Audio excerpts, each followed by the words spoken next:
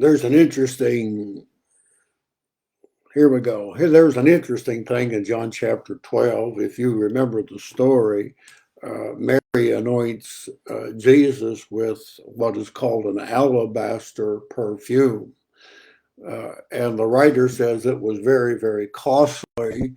And Judas criticized Mary for doing that. And the disciples started to join in with their grumbling.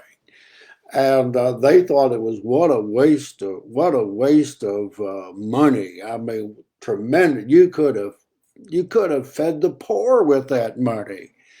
And it's interesting what we consider a waste. Now I know that people waste a lot of things.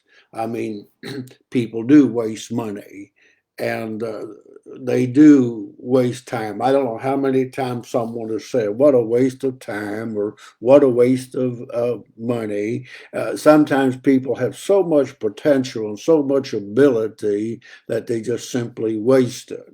And so there are things, that really you can waste. In fact, the word seems kind of rather even sorted, doesn't it? What being wasteful.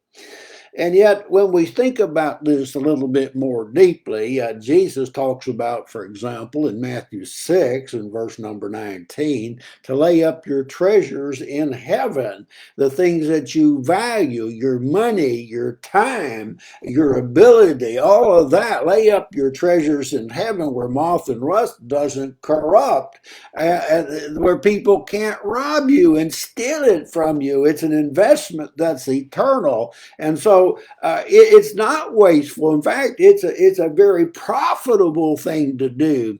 Let's think about waste, huh? Now, just ask yourself a little bit, are you wasting your money? Are you invested in things that really, really last? And what about your ability? Are you putting it to use? Are you reaching the potential, what you can do, the talent that you have for God? Are you wasting that?